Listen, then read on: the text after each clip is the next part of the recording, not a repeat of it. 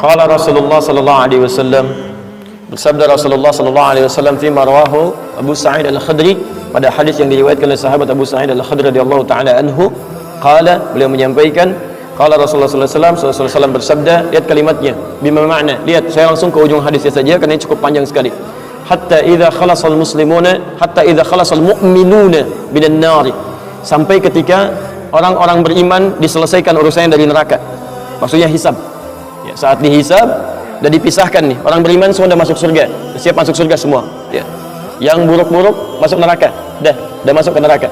Jadi kalau amalan anda misalnya 50,001%, Masya Allah, maka anda masuk ke dalam surga insya Allah, lebih banyak amal baiknya. Tapi kalau amalan jelek anda misalnya 50,001%, amal baiknya 49,99, masuk ke mana? Ke neraka, walaupun cuma 0,01%. Yang jadi masalah sekarang 50%, amal baik 50, amal jelek 50, masuk ke mana? Baik.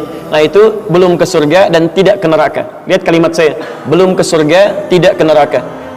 Disimpan di tempat yang tinggi, yang bisa teramati keduanya, bisa melihat ke surga, bisa terdengar jerit neraka.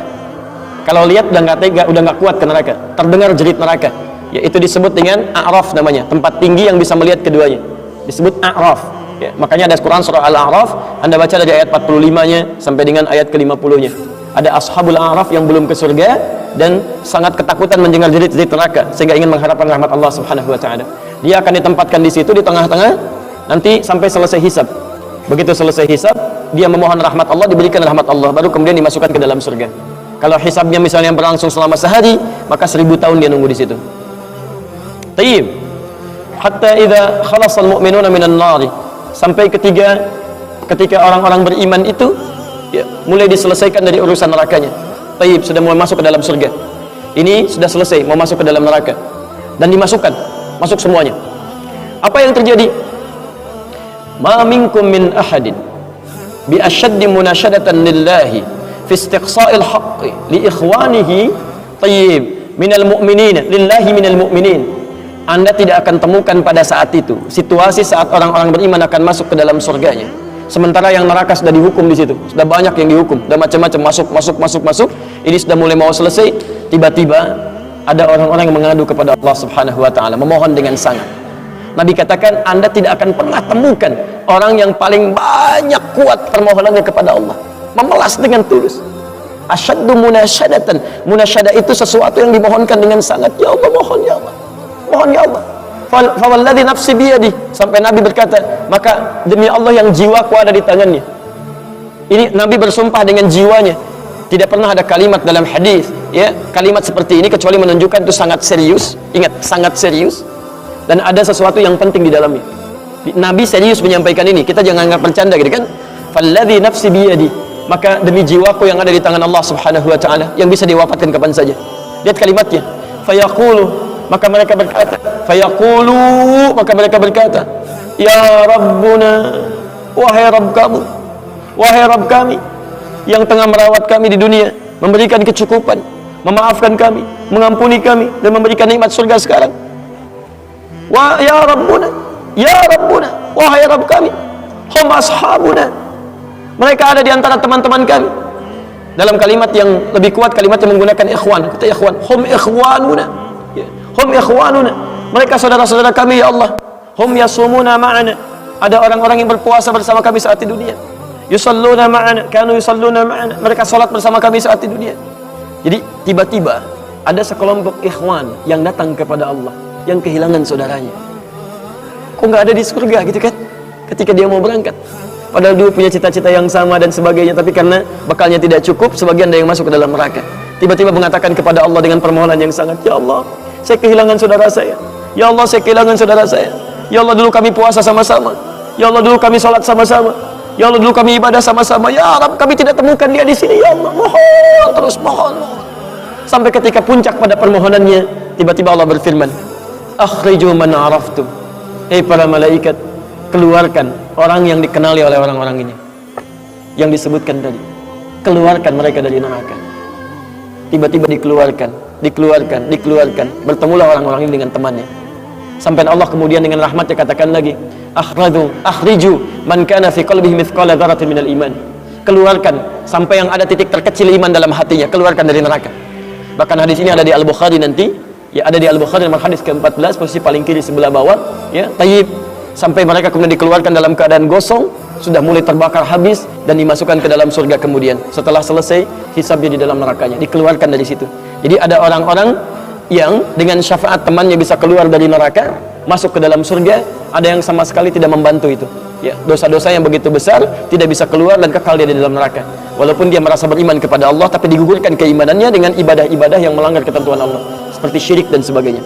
Tapi poinnya adalah, tiba-tiba ada segolongan teman yang memohon kepada Allah Subhanahu wa Ta'ala, ya Allah, kami puasa sama-sama, kami ibadah sama-sama, kami sholat sama-sama, ya Allah, cuman saya nggak temukan dia di sini. Itu indah. Nah, permohonan sesuatu untuk melengkapkan pada yang kurang disebut dengan syafa' namanya. Pelengkap yang kurang disebut dengan syafa'. Makanya di tarawih itu ada salat syafa'. Antum salat 11 rakaat, 2 rakaat penyempurnanya yang ke-10 disebut dengan syafa', 1 rakaat akhirnya disebut dengan witir. Ya, ada teman yang merasakan ada yang kurang nih, ya Allah, begitu saya masuk, teman saya nggak ikut, saya ingin dilengkapi dengan itu, ya Allah. Tayyib, permohonan untuk menggenapkan sesuatu yang kurang dengan sifat yang sangat memohon luar biasa, maka kalimatnya dirubah dari syafa' menjadi ditambah tak di ujungnya dengan alif di tengahnya, jadi syafa'ah.